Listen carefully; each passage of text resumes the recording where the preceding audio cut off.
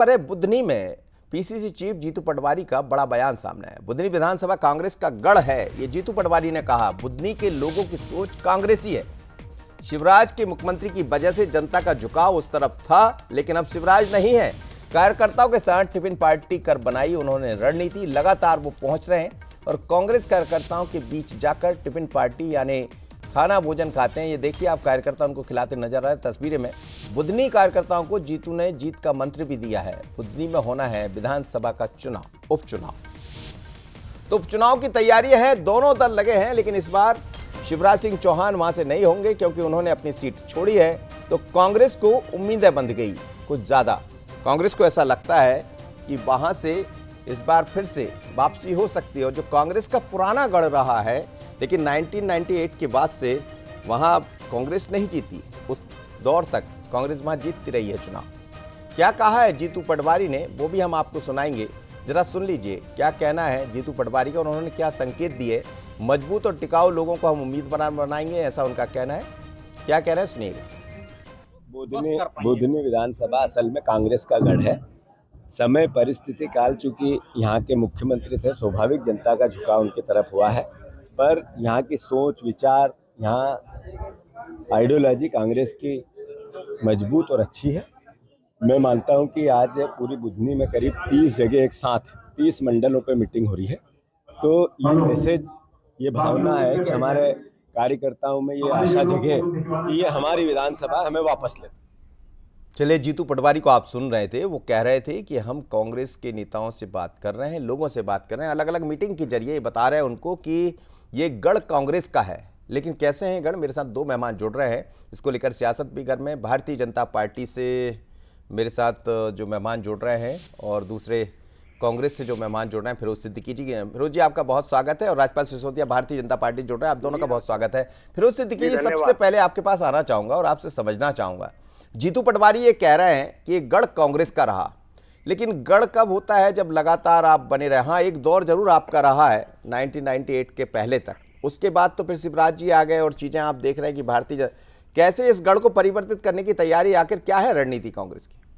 अब ये तो देखिए हास्यास्पद कि ये वाकई ये सीट कांग्रेस की थी और कांग्रेस हमेशा यहाँ से विजयी होती आई। और ये नर्मदा पट्टी की जो हमारी ये सीट है, इस सीट पे हमें हमेशा बहुमत मिलता रहा और राजकुमार पटेल जी यहाँ से प्रतिनिधित्व किया और वो मिनिस्टर भी बने।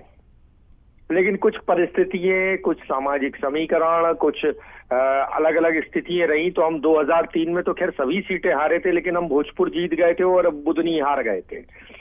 लेकिन उसके बाद जब ये सीट 2006 में शिवराज सिंह ने लड़ी, तो ये लगातार उन्हीं के पास रही और वो मुख्यमंत्री रहे। तो लोगों का एक मंतव्य रहता है कि मुख्यमंत्री को चुनाव जिताते हैं, तो उन्होंने मुख्यमंत्री को चुनाव जिताया।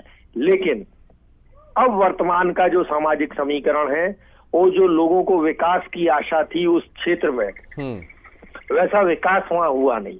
मुख्यमंत्री के रहते हुए भी वैसा विकास नहीं हुआ। और अब जो है लोगों की उम्मीद जो है वो वहां से भारतीय जनता पार्टी से टूट गई। मुख्यमंत्री के नाम पे भारतीय जनता पार्टी को वोट मिल रहा था, लेकिन अब वोट नहीं मिलेगा क्योंकि अब वहां से कोई मुख्यमंत्री उम्मीदवार नहीं है। एक साधारण सा कोई भी व्यक्ति वहां से चुनाव लड़ेगा जो विधायक बनने वाला है। तो कांग्रेस पार्टी की उम्मीदें बढ़ गई हैं वहां। और लेकिन ऐसे में कार्तिकेय चौहान जैसे लोग आ गए तो फिर माना तो वही जाएगा कि शिवराज जी फिर से, हालांकि शिवराज जी केंद्र में मंत्री है, केंद्रीय मंत्री है। और हम ये भी देख रहे हैं, अभी कुछ दिन पहले ही हमने देखा बुधनी वो गए, लगातार बुधनी पर नजर तो बनाए हुए हैं। देखिए ऐसा है कि अगर कार्तिकेय चौहान को टिकट दिया जा रहा है, फिर राज्यपाल जी बताएंगे मोदी जी के परिवारवाद का क्या होगा।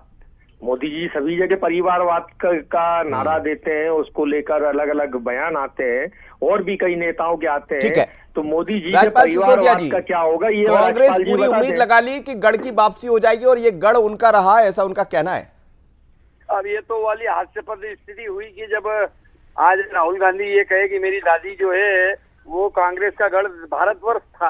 अब भारतवर्ष भी किसी समय में कांग्रेस का गढ़ था, सूर्यास्त नहीं होता था कांग्रेस का। 400 से अधिक इनके सांसद होते थे, आज कहाँ है कांग्रेस।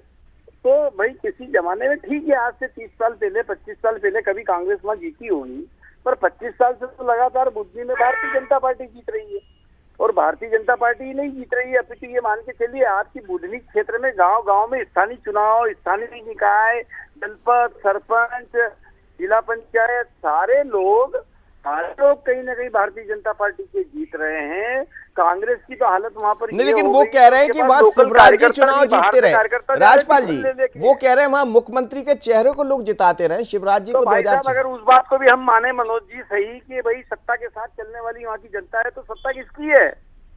मुख्यमंत्री तो आज भी भारतीय जनता पार्टी के है ना। शिवराज सिंह चौहान जी कोई घर थोड़ी बैठ गए, वो भी तो आज कांग्रेस केंद्रीय कैबिनेट के जो है माननीय मंत्री के रूप में जो है वहाँ सेवाएं दे रहे हैं बुधनी में। तो कोई इसका मतलब ये तो हुआ नहीं कि भाई शिवराज सिंह जी चौहान अब बुधनी का प्रतिनिधित्व नहीं कर रहे, कि वहाँ के नेता नहीं रहे। तो ये जो है अगर कांग्रेस की बात को भी हम सही मान ले कि भाई वहाँ के लोग जो है सत्ता के साथ चलते हैं, मुख्यमंत्री के साथ चलते हैं, तो आज भी शिवराज सिंह चौहान जी का कद जो है पूर्व मुख्यमंत्री और केंद्रीय मंत्री के रूप में। चलिए राजपाल जी, मैं समझ गया कि आज भी अभी आप बुधनी में जब चुनाव लड़ेंगे तो शिवराज भले ही चुनाव मैदान में ना रहे, लेकिन भूमिका बड़ी महत्वपूर्ण उनकी रहने वाली, क्योंकि वो उनका गढ़ भी रहा है और भारतीय जनता पार्टी ने उसे अपना गढ़ बना लिया। बहुत धन्यवाद राजपाल जी, आप मेरे साथ जुड़े। फिरोज सिद्दीकी जी, आप दोनों मेहमानों को बहुत धन्यवाद।